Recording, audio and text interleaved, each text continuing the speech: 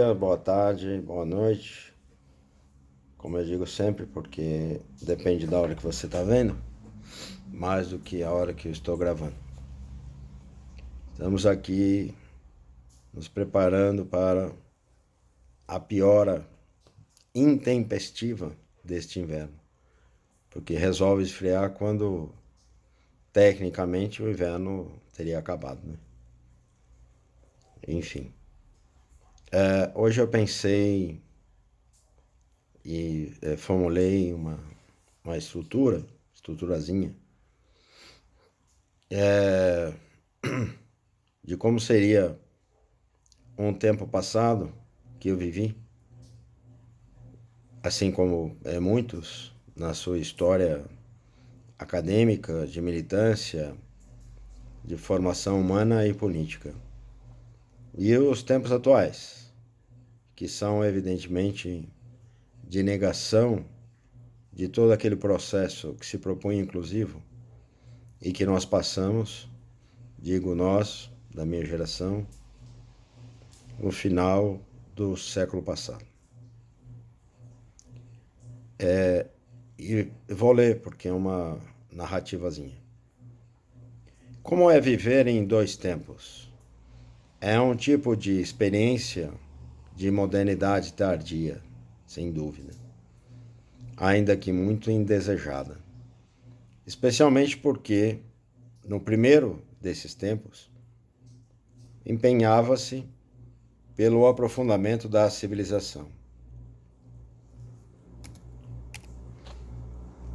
E no segundo, luta-se contra a barbárie, que é o século XXI. No primeiro tempo do jogo democrático, lutava-se pela política, pelo espaço público, pela participação popular. No segundo tempo, mudando-se as regras para um jogo autocrático, luta-se contra todos os que lutam contra o politicamente correto, a luta antifascista. No primeiro tempo do jogo, a bola era mais ou menos ovalada. No segundo tempo, os terraplanistas fazem pênalti a toda hora, só que os juízes nunca marcam. Quando se comparam dois textos e dois tempos, um escrito no século XX e outro reverberando acontecimentos do século XXI, sobre garantias constitucionais, direitos humanos, Estado constitucional, tolerância e democracia, Estado de direito democrático, acesso à justiça social, de um mesmo autor ou de uma base conceitual assemelhada, as diferenças são gritantes. É como se o primeiro, escrito no afã de se construir alicerces para a Constituição de 88, com esteio nas lutas sociais e na conquista do direito a ter direitos, fosse uma preconização jurídica advinda do próprio Platão. Mesmo as críticas de época, daquela época, sinalizavam o descumprimento dos direitos sociais, a timidez política e governamental em garantir as mínimas estruturas constitucionais, previstas, por exemplo, no artigo 170 da Constituição, que trata da justiça social. E a fim de que fossem mais imperativas, como que é a própria Constituição, e se aplicassem de forma incondicionada. De certo modo, luta-se hoje para ver a Constituição, para ver a Constituição acontecer em seu esplendor. Lutava-se pelo princípio da dignidade humana e pela contenção neoliberal. No século XXI, ao contrário, em razão de um profundo desfazimento da Constituição de 88, do próprio Estado privatizado ou colonizado por interesses mesquinhos e milicianos, fala-se, por exemplo, no fim do Estado em rede. E que rede seria essa? É uma rede de direitos constitucionais, incluído aí o direito a ter direitos, como nós vemos no artigo 5º, inciso 78, parágrafo 2º da Constituição. Também seriam as redes político-jurídicas de proteção aos próprios direitos sociais e trabalhistas, esses que foram destruídos a partir do golpe de 2016. E por incrível que pareça, também retratamos no século XXI da defesa dos direitos civis e políticos. Em 2020, vemos o Supremo Tribunal Federal, o STF, julgar a inconstitucionalidade de um determinado dossiê antifascista, produzido desde o Ministério da Justiça. Vemos o poder político ser acusado na ONU em diversas ações, são dezenas, de descumprimento dos direitos humanos fundamentais e do cometimento de crimes contra a humanidade. A começar pela pregação da intolerância, da imposição da cultura do medo e do terror pelo próprio Estado, do desamparo das populações negras e pobres, dos povos indígenas, das crianças e idosos e de todos os trabalhadores. O que se imputava de mais grave ao Estado Democrático de Direito no final do século XX era a desídia e não se buscar a justiça social com a devida energia que a própria Constituição previa e que era necessária e que estava prevista ad referendo, ou seja, desde 1985. Acusava-se o poder público de investir mais no mercado financeiro, com uma economia recessiva, do que em políticas públicas expansivas da economia e do consumo popular. Em 2020, acusa-se este mesmo poder político, o Estado, de ser porta-voz e protagonista do crime de genocídio, projetado, expansivo, lento, gradual e seguro. Da mesma velocidade em que se põe fogo na Amazônia e a polícia militar atira em jovens negros pelas costas. No fim do século XX, requeria-se a ampliação e o aprofundamento da educação pública de qualidade, obrigatória, gratuita, inclusiva, democrática, republicana, crítica.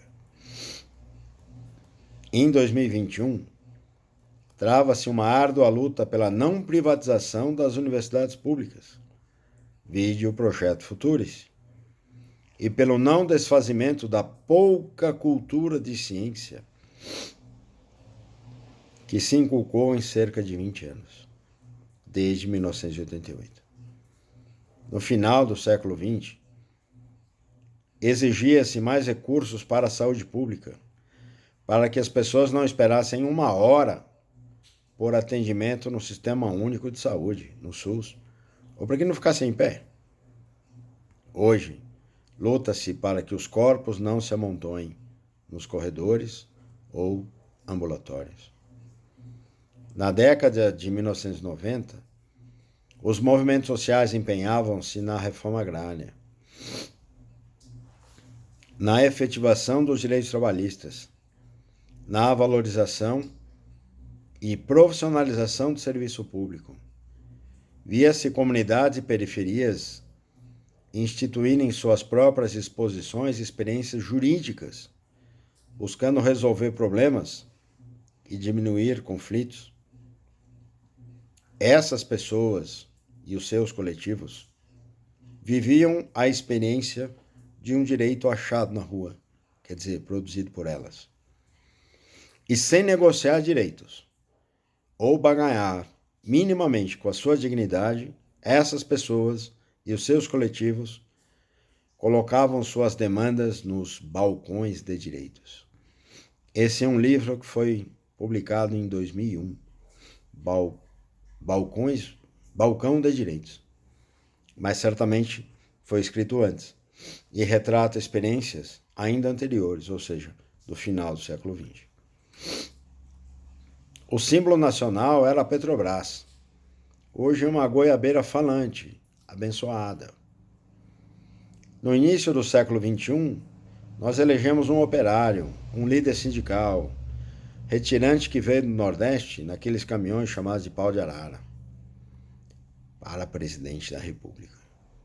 Em 2018, elegeu-se um capitão reformado que fez ressurgir, regurgitar todo tipo de capitão do mato. O Jeca Tatu, no final do século passado, era só uma ficção histórica, uma literatura, uma tipologia social preconceituosa, sem dúvida. Mas em 2020, é uma realidade presente em todas as esquinas. Juridicamente, na década de 1990, empenhavam-se todos os esforços possíveis em comunidades e em partidos políticos progressistas, pelo reconhecimento e legitimidade do direito democrático. Atualmente, estamos afogados num imenso desafio político e social pela sobrevivência e mínima conservação constitucional, ou seja, conservação da dignidade humana. No fim do século XX, discutia-se o que havia de socialismo na Constituição Federal de 88, para além da justiça social e do seu artigo 170, que já citei. Hoje, luta-se contra o necrofascismo, o atavismo, o machismo e o racismo que propõe a barbárie. Eu estive na primeira fase da luta constitucional do século XX, assim como estou nesta segunda onda, em 2020. E eu confesso que para escrever isso eu senti uma profunda emoção. Pela lembrança daquela luta honesta, daquela luta de conservação dos direitos e pelo avanço da civilização constitucional em nosso país. Havia uma certeza de futuro. Havia uma esperança constitucional, maiúscula, oposta a esse desalento causado pela morbidez institucional e cultural dos nossos dias. Em todas as nossas falas, havia o humano. Hoje não há. E por isso é urgente que se conjugue novamente na tela dos nossos dias. O que fazer? Eu proponho reconstruir o que foi desfeito, construir o que deveria ter sido feito, obrigatoriamente, e não foi. Mas ainda há tempo. Obrigado. Olá pessoal, tudo bem? Boa tarde, boa noite, bom dia para quem for assistir esse vídeo. Meu nome é Vanderlei de Freitas Nascimento Júnior, eu sou doutorando do programa de pós-graduação de Ciência, Tecnologia e Sociedade da UFSCar e participo como conferencista, como palestrante e organizador, juntamente com meus colegas, no curso de extensão sobre direitos humanos, de direitos fundamentais, na realidade no século XXI. E essa terça-feira, 25 de agosto, nós iremos falar sobre acesso à justiça em tempos de pandemia. Falo a todos vocês que esse tema me é muito caro, me é muito precioso, porque acesso à justiça tem a ver com a minha pesquisa de mestrado, a extensão da minha pesquisa no doutorado, que fala sobre o acesso à justiça pelos meios virtuais, a partir também das novas tecnologias. E o que eu gostaria de deixar como uma mensagem para começarmos essa reflexão de o quanto é importante nós fomentarmos o acesso à justiça nesse tempo de crise, como eu já havia dito em outras oportunidades do curso, em crise política, crise institucional crise na educação, na saúde, enfim. Como que o acesso à justiça deve garantir a concretização dos direitos fundamentais nesses tempos? E como nós iremos chegar até o poder judiciário, se não por meio da mídia, se não por meio dos meios digitais de telecomunicação, né? Nós sabemos que as tecnologias da comunicação hoje são indispensáveis e imprescindíveis. Então, iremos abordar algo nesse sentido, algo que possa realmente viabilizar a nossa reflexão sobre a importância de tais métodos de composição nessa época, tais métodos de solução de novos conflitos, principalmente esses conflitos surgidos pela crise, né? E como a tecnologia da comunicação se tornou indispensável para isso. Então, acredito que teremos uma discussão muito acirrada, uma discussão muito pertinente nesse tempo. Então, como professor de direito, como advogado e como também aluno do programa de Ciência, Tecnologia e Sociedade, eu vou procurar contribuir nesse sentido, nos aspectos legais, sobretudo aquilo que envolve o uso da internet no nosso país, porque atrelado ao bom uso da internet, nós temos também os problemas gerados pelo mau uso, pela disponibilização de dados de maneira ilegal, ilícita. Então, o que é feito com os dados que são disponibilizados na rede? Qual o risco que isso pode trazer para o cidadão enquanto consumidor, enquanto sujeito de direitos, né, como falamos no encontro passado.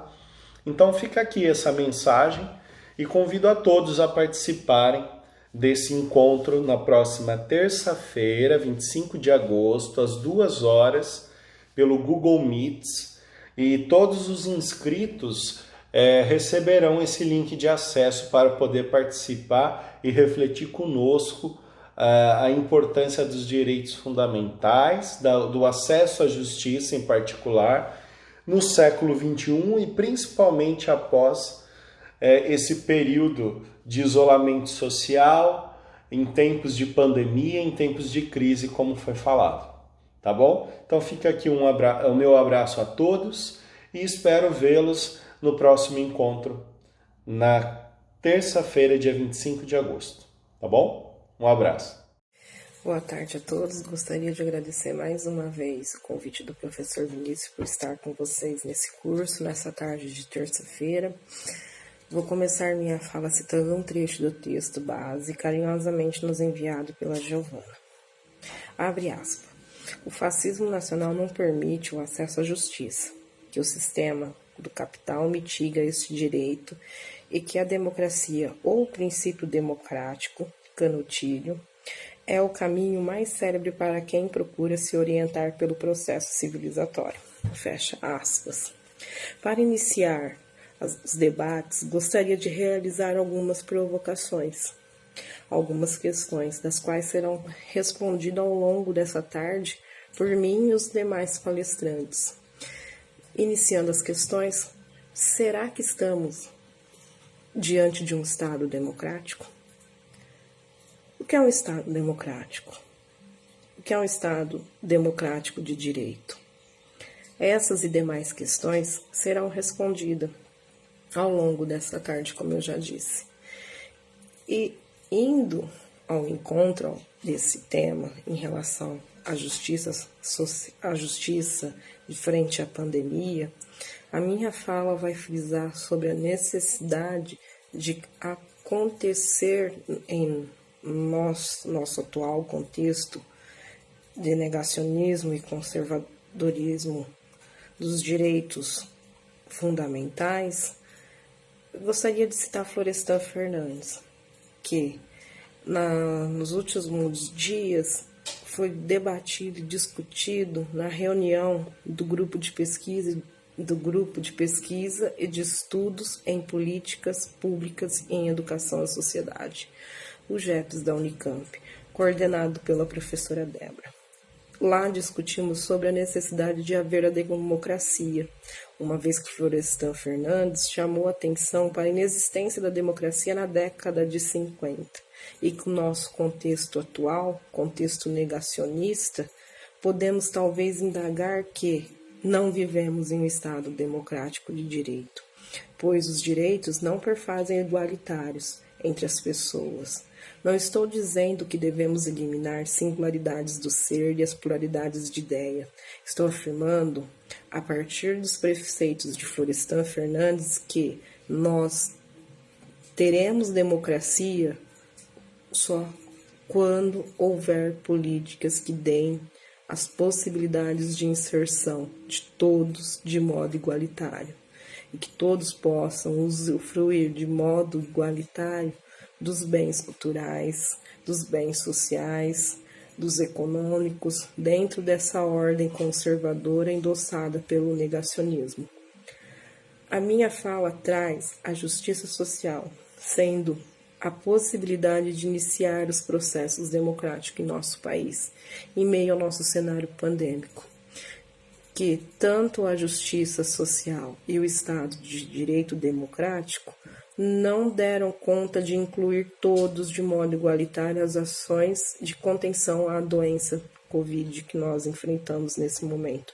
Sobretudo, esse Estado democrático de direito não deu condição de ofertar auxílios para a garantia mínima das condições fundamentais para a vida digna, como saneamento básico, água potável a milhares de brasileiros.